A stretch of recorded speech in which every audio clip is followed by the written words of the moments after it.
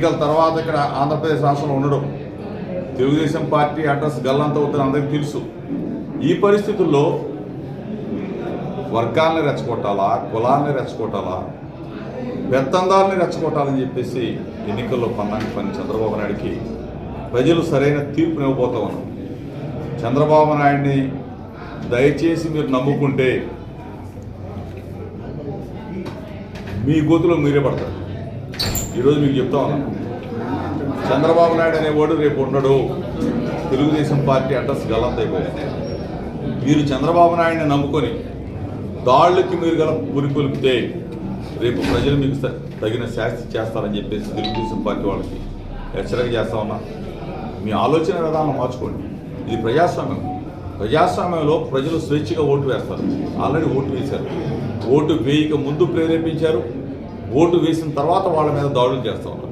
ఇది మంచి పద్ధతి కాదు. ఎలక్షన్ అధికారులు కూడా మొన్న మేము రిప్రజెంటేషన్ ఇవ్వడం కూడా జరిగింది. బీజేపీని కూడా కలవడం కూడా జరిగింది. నిన్న గవర్నర్ గారు కూడా చెప్పడం కూడా జరిగింది. ఇది చంద్రబాబు నాయుడు చేతగానితనం వల్ల అతను ఎట్లాగూ ఓడిపోతున్నాడు కాబట్టి రాష్ట్రంలో అలజడులు సృష్టించాలి, దుర్మార్గాన్ని ఈ విధంగా ప్రేరేపించాలి, విధ్వంసకాండని ఈ విధంగా ప్రేరేపించాలని చెప్పి చూస్తున్న చంద్రబాబు నాయుడికి తగిన మూల్యం చెల్లించుకుంటామని చెప్పేసి చంద్రబాబు నాయుడు హెచ్చరిస్తూ ప్రజలందరూ కూడా ప్రశాంతంగా ఉండండి. కొంతమంది నాయకులు రెచ్చగొడతారు. మనం రెచ్చిపోతే మన కుటుంబాలు బలైపోతాయని చెప్పేసి అందరికీ కూడా చెప్తూ హెచ్చరిస్తూ మీ ద్వారా వాళ్ళకి తెలియజేస్తాం.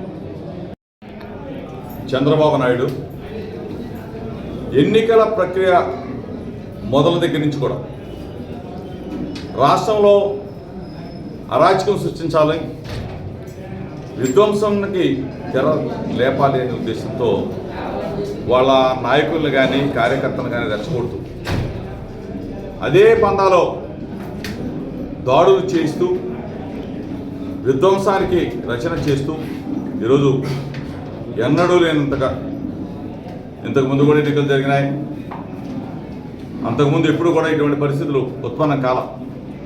ఈరోజు రాష్ట్రంలో భయానక పరిస్థితులను సృష్టిస్తున్న తెలుగుదేశం పార్టీ, రెచ్చగొడుతున్న చంద్రబాబు నాయుడు ఎన్నికలు జరిగి 4-5 రోజులు అవుతున్నా కానీ రాష్ట్రంలో మారణకాండ జరుగుతూనే ఉంది, విధ్వంసాలు జరుగుతూనే ఉన్నాయి.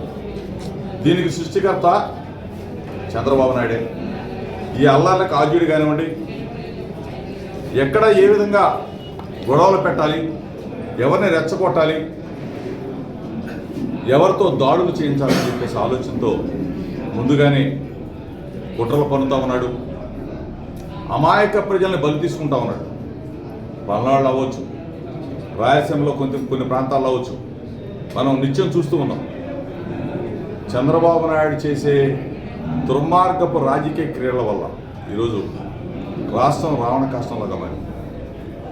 ఎట్లాగూ చంద్రబాబు నాయుడు ఎన్నికల తర్వాత ఇక్కడ ఆంధ్రప్రదేశ్ రాష్ట్రంలో ఉండడం, తెలుగుదేశం పార్టీ అడ్రస్ గల్లంత అవుతుంది అందరికీ తెలుసు. ఈ పరిస్థితి